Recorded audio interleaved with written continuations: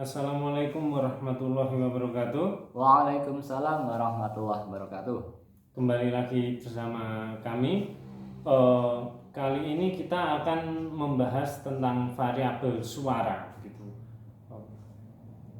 Dahulu, ketika sewaktu saya masih kuliah, saya menemui satu dosen yang sangat hebat sekali. Hebat dalam artian penelitian beliau mengenai pengaruh suara terhadap tanaman, dan beliau menciptakan alatnya yang bernama audio bioharmonik.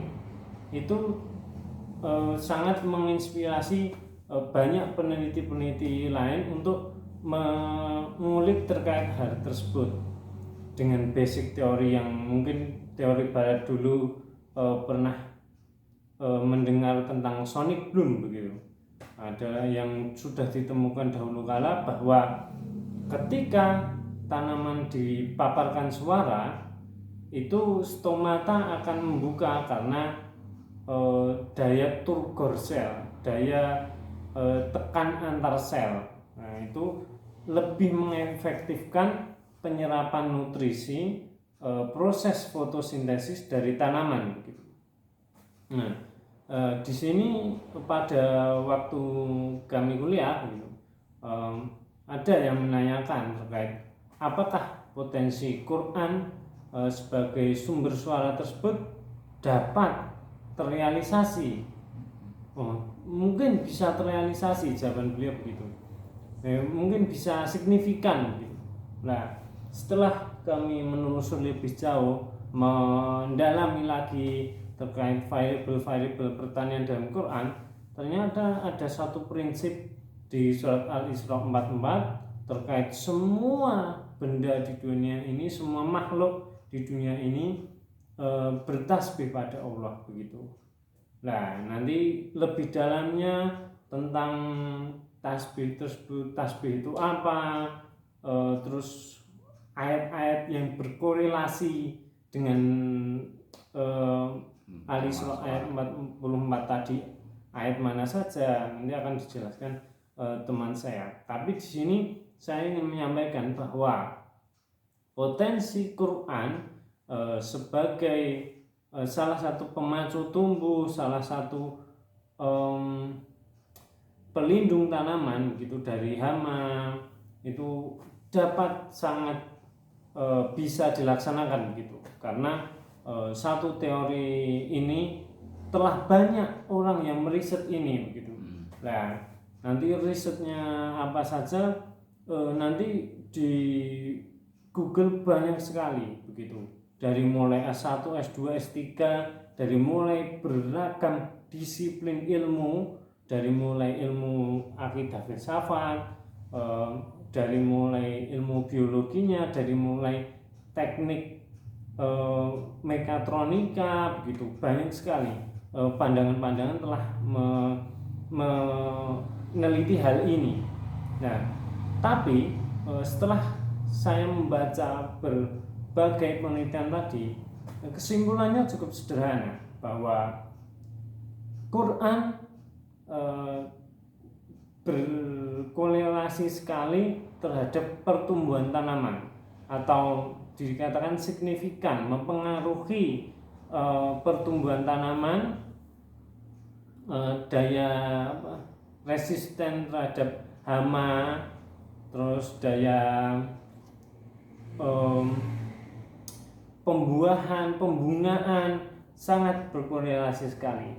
Nah, begitu.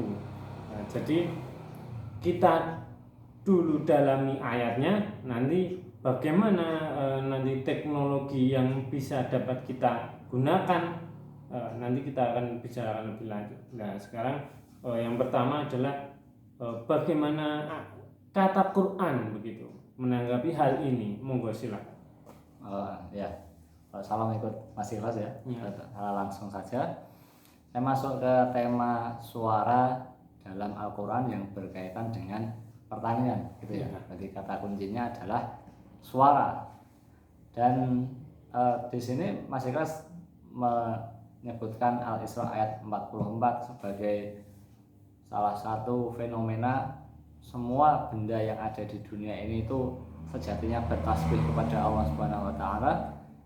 Tapi tasbihnya seperti apa kita tidak tahu, tapi mengapa kita mengambil salah satu dasarnya itu Al-Isra 44 dalam rangka menjelaskan tema suara yang berkaitan dengan pertanyaan dalam Quran, gitu ya.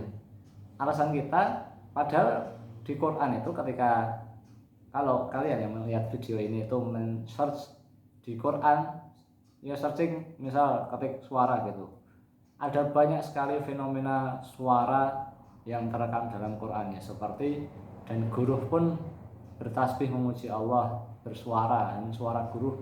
Atau ketika melihat fenomena suara itu ya sebuah kaum yang diazab dengan suara yang keras mengguntur, lalu kaum itu mati semua. Itu juga masuk ke tema suara.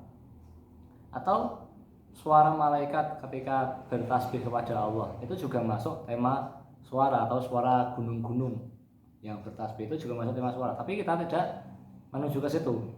Saya menyebutkan contoh-contohnya supaya bisa terfokus. Kenapa kita memilih ke sini ya? Karena kata kunci kita adalah suara dalam Quran yang berkaitan dengan pertanian atau flora. Dan dasar dari ayat-ayat tentang flora yang berkaitan dengan suara itu ada 4. Kita kerucutkan menjadi 4. Yang pertama yaitu surah Al-Isra ayat 44, kemudian surah Al-Hadid ayat 1, kemudian surah Al-Hasyr ayat 24, dan surah An-Nur ayat 41. Nah, korelasinya apa? Saya bacakan yang Al-Isra ayat 44 berbunyi seperti ini. A'udzubillahi minasyaitonirrajim. Tusabbihu lahus samawati sab'u wal ardu wa man fihin wa in min syai'in illa yusabbihu bihamdihi walakin la tafqahuna tasbihahum innahu kana haliman ghafura.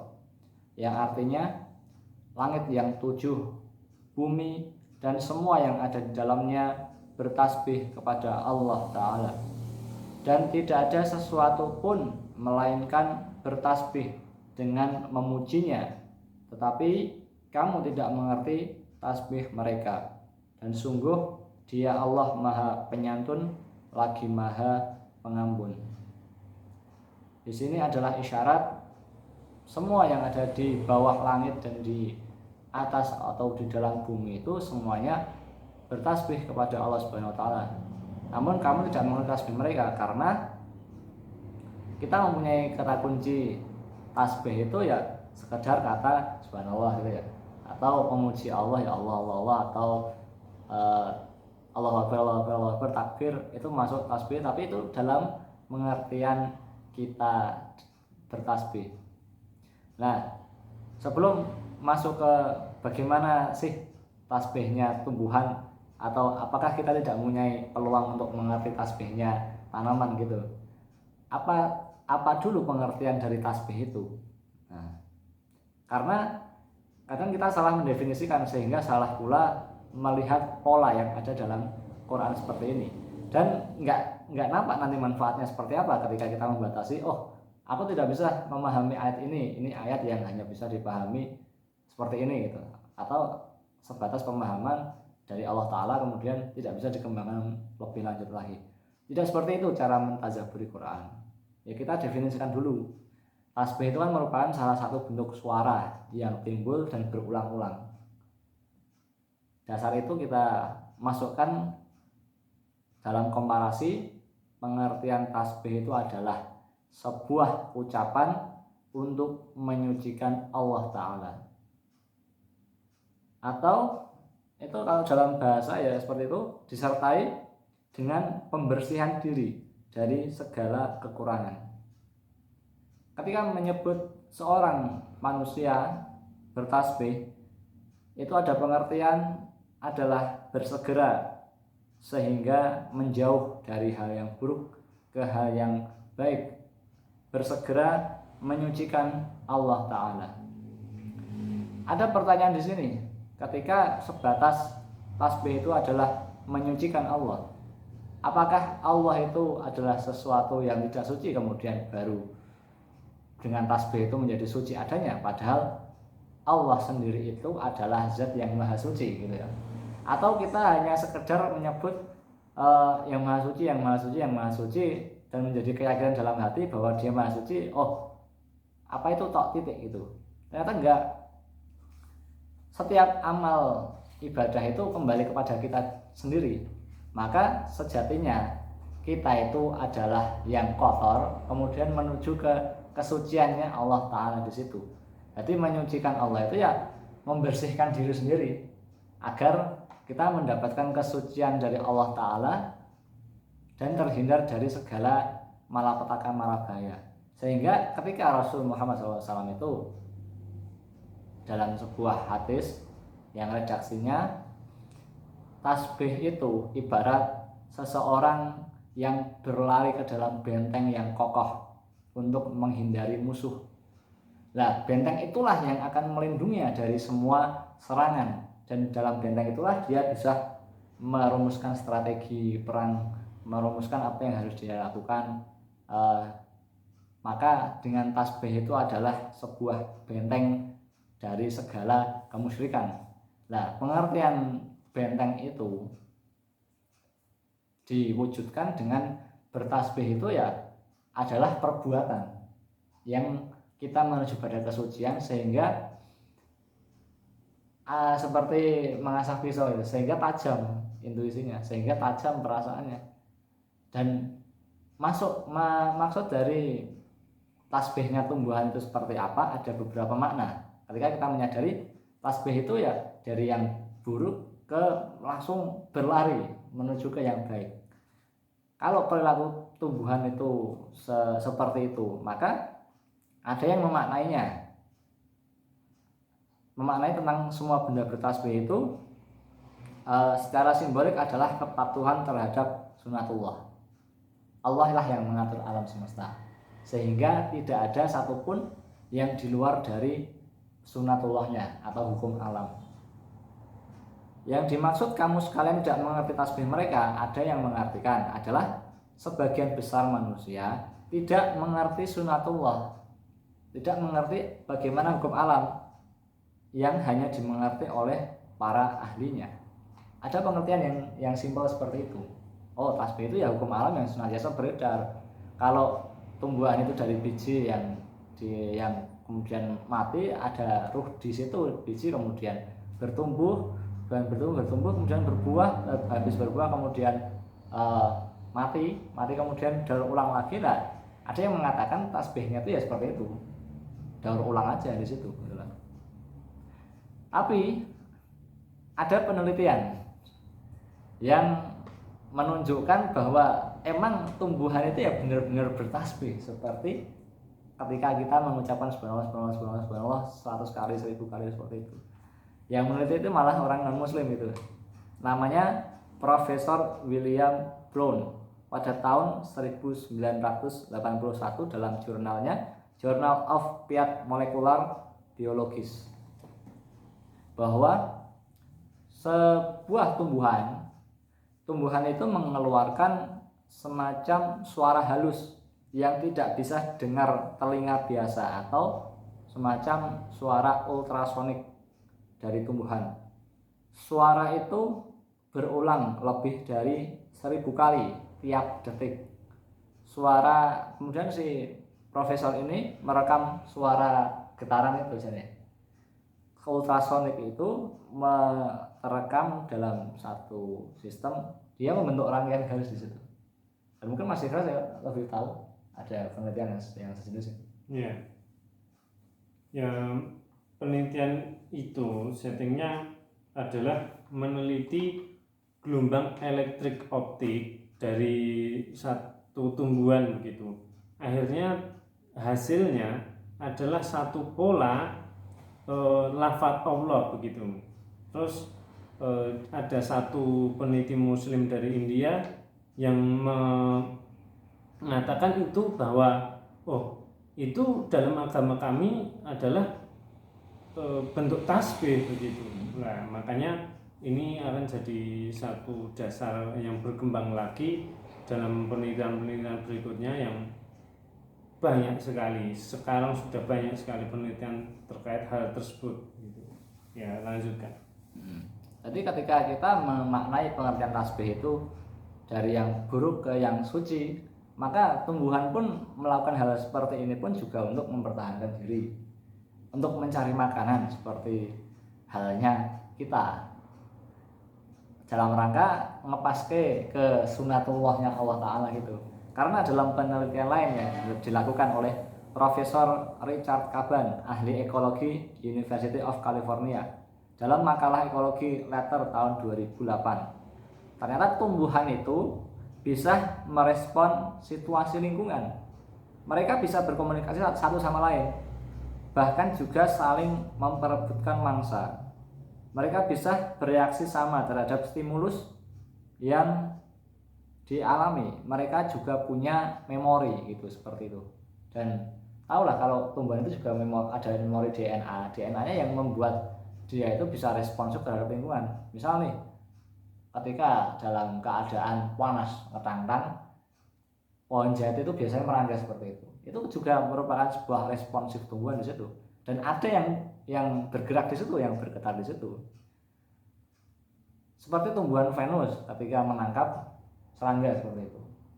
Atau kalau dalam hal umum itu ya seperti tumbuhan ketika kamu mencabut satu tumbuhan dan ternyata saling mengikat akarnya di situ, ya ada komunikasi sel di situ gitu. Untuk bisa saling bukan hanya memperebutkan makan, tapi bisa juga berbagi nutrisi di situ. Nah, kalau dikorelasikan cara tumbuhan bertahan hidup dan mempertahankan dirinya, maka ini masuk tasbihnya tumbuhan di situ. Nah, itu ya dalam contoh yang simpel aja. Tapi kemudian saya definisikan lagi tentang bagaimana tumbuhan itu bertasbih selain dari Al-Isra ayat 44, yaitu Al-Hadid ayat 1 ya. Dan saya bacakan langsung artinya aja ya. Saya bacakan langsung artinya tentang Al-Hadid ayat 1. Apa yang ada di langit dan di bumi bertasbih kepada Allah.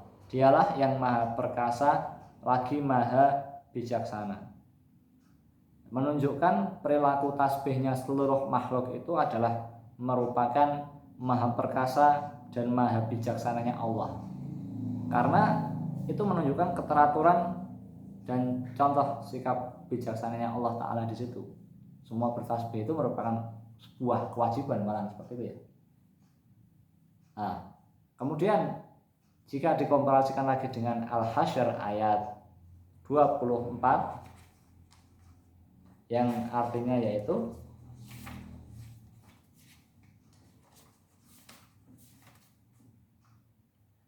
Dialah Allah yang maha menciptakan, yang mengadakan, yang membentuk rupa. Dia memiliki nama-nama yang indah. Apa yang di langit dan di bumi bertasbih kepadanya Allah. Dan dialah yang maha perkasa lagi maha bijaksana. Di sini disebutkan sifat-sifat Allah seperti huwallahul khaliqul al-bari'ul al-musawwiru sebagai pembentuk. Dan itu adalah lahul asmaul husna. Lalu redaksinya berlanjut, yusabbihu lahu ma fis samawati wal ard wa huwal azizul hakim. Sifat-sifat Allah dalam yang terekam dalam 99 Asmaul Husna seperti yang kita ketahui itu merupakan yusabbihu, merupakan tasbih juga seperti itu. Nah, ini adalah isyarat tadabbur Asmaul Husna untuk tumbuhan. Karena gini, dalam fase tumbuhan itu dari awal sampai akhir sampai matinya itu kan nggak berakhir. Di situ ada Asmaul Husna yang saling berkaitan satu sama lain. Misal nih, ketika tumbuhan itu ditanam bentuk biji, maka Asmaul Husnanya apa? Asmaul Husnanya itu yang maha menghidupkan, al-haya. Kemudian ketika tumbuh yang maha menumbuhkan itu. Ketika berbuah yang maha memberi rezeki, seperti itu. Dan ketika tumbuhan itu mati, maka yang maha mematikan di situ. Dan itu juga berlanjut. Ketika buahnya itu terbentuk, maka itu ya yang membentuk rupanya tumbuhan. Maka itu masuk Asmaul Husna yang mana? Jadi Asmaul Husna itu saling cara bahasa tempel-tempel satu sama lain itu. Jadi dalam satu rangkaian alur yang tidak terputus. atau bahkan dalam kehidupan manusia atau kehidupan hewan pun fasenya seperti itu, tidak ada yang terputus satu sama lain terus seperti itu. Maka yang dimaksud dari semua makhluk itu bertasbih, ya tasbihnya itu berdasarkan nama-nama asmaul husnanya Allah Ta'ala dalam fase-fasenya itu. Maka satu fase dengan fase yang lain itu asmaul husnanya berbeda, dan tidak ada asmaul husna misal ar-Rahman itu yang maha pengasih, maka semua dikasih terus kemudian berhenti di situ, kan enggak seperti itu. Semua dikasih maka ada yang hidup, maka ada yang bertumbuh, maka ada yang menimbulkan rezeki. Di situ tasbihnya. Nah, bisa dipahami lah ya.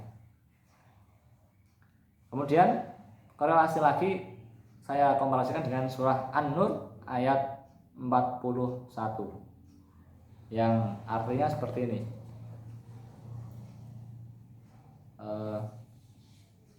Tidakkah engkau tahu, wahai manusia, bahwa kepada Allah lah bertasbih apa yang ada di langit dan di bumi, dan juga burung yang mengembangkan sayapnya.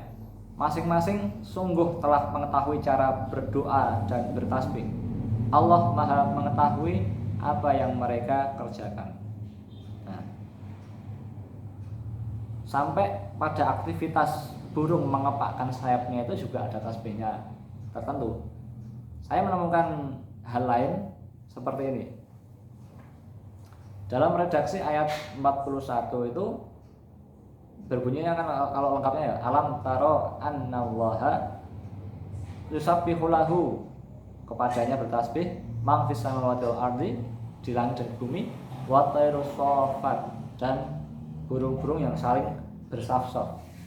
Terbangnya itu ada softnya, sofat. Kullu qad alima sholatahu wa tasbihahu. Lah, sebelum ada redaksi tasbih itu ada sholatahu yang menunjukkan aktivitas sembahyang, seperti kita melakukan sholat seperti itu.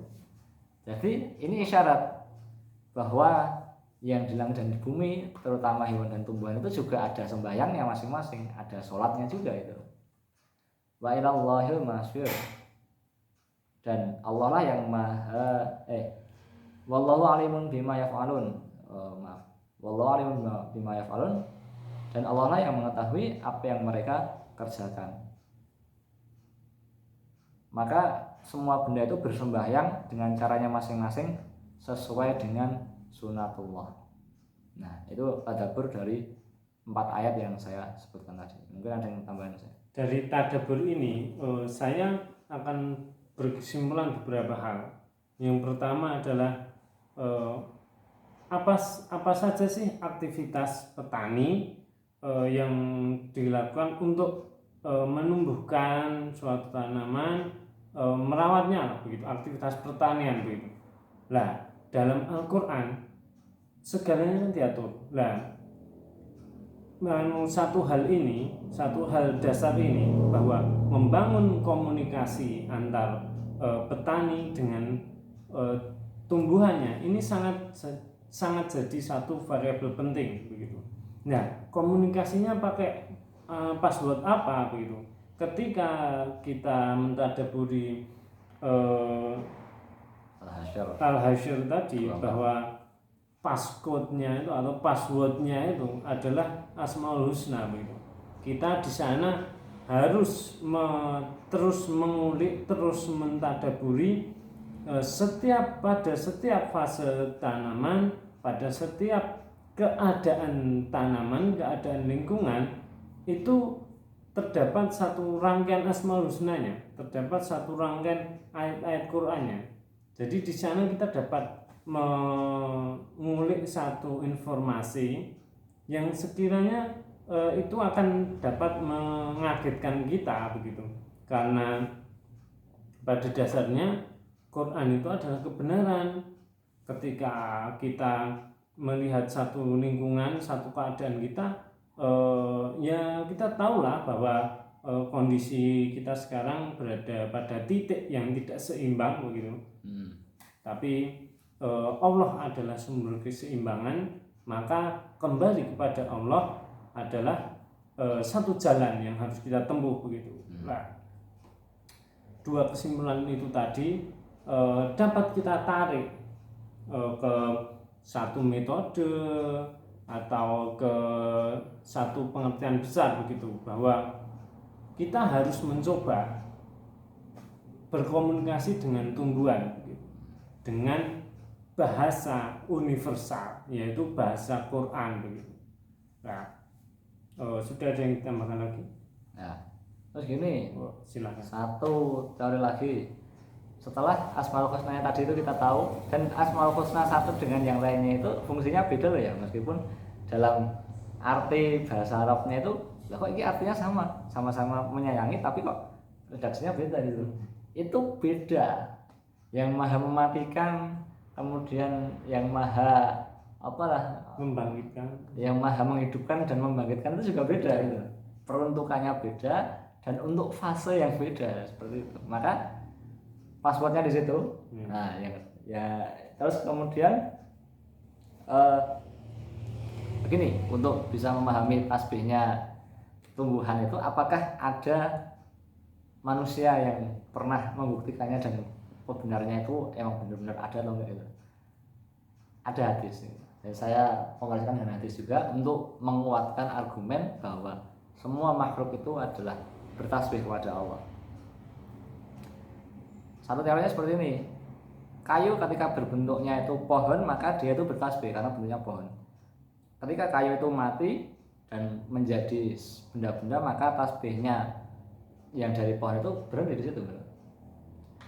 Dalam Sahih Bukhari, Ibnu Mas'ud radhiyallahu anhu berkata, kami mendengar tasbih makanan ketika sedang disantap, karena makanan itu memiliki energi di situ, pancaran energi kimia hasil dari proses pertumbuhan, dan tentunya ya itulah yang masih bertasbih di situ karena masih dalam satu proses pertumbuhan di situ.